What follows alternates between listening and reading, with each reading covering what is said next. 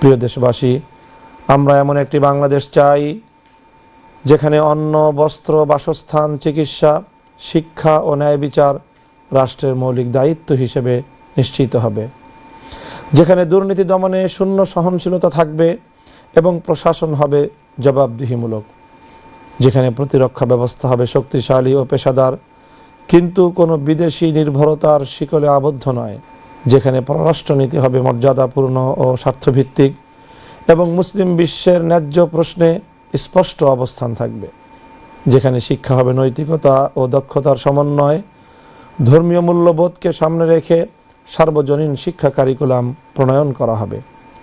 সম্মানিত ধর্মপ্রাণ দেশবাসী, আমরা বিশ্বাস করি প্রতিটি নাগরিকের ধর্মীয় পরিচয় ও রাষ্ট্রীয় নীতির মধ্যে সুষম ভারসাম্যই ন্যায় ভিত্তিক রাষ্ট্র প্রতিষ্ঠার পূর্বশর্ত। রাষ্ট্রের প্রতিটি নাগরিকের নিজ ধর্ম পালনের পূর্ণ স্বাধীনতা থাকবে, যা সংবিধান দ্বারা সুরক্ষিত হবে। তবে কেউ তার নিজস্ব ধর্ম, উপধর্ম বা ভ্রান্ত মতবাদকে অন্য কোনো স্বীকৃত ধর্মের নামে প্রচার বা প্রতিষ্ঠা করতে পারবে না। রাষ্ট্র পরিচালনায় কোরআন ও সুন্নাহ সর্বোচ্চ নির্দেশনা হিসেবে থাকবে।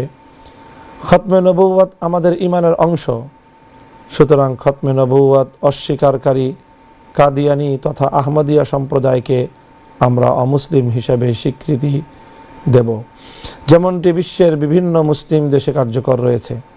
তবে কোনো নাগরিকের জীবন, নিরাপত্তা ও মর্যাদা রাষ্ট্র কখনো ক্ষুণ্ণ করবে না।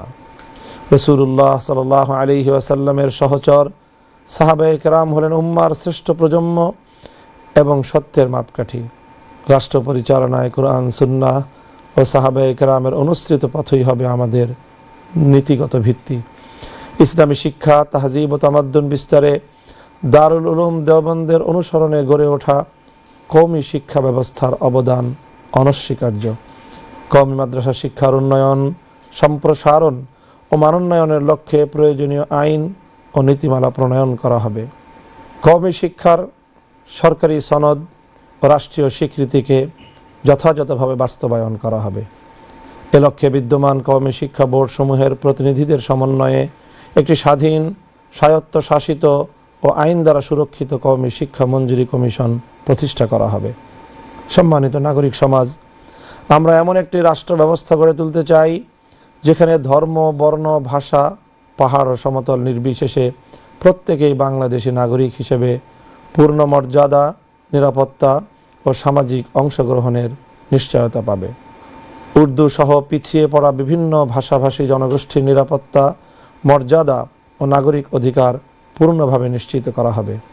মসজিদ ভিত্তিক সামাজিক সালিশ, পরিবার কাউন্সেলিং, জাকাত বিতরণ ও ন্যায় বিচার কার্যক্রম পরিচালনার জন্য খতিব, ইমাম ও মুয়াজ্জিনদের নিয়ে প্রশাসনিক কাঠামো গড়ে তোলা হবে, যা ধর্ম মন্ত্রণালয় ও স্থানীয় সরকার বিভাগের সঙ্গে সমন্বয় করবে।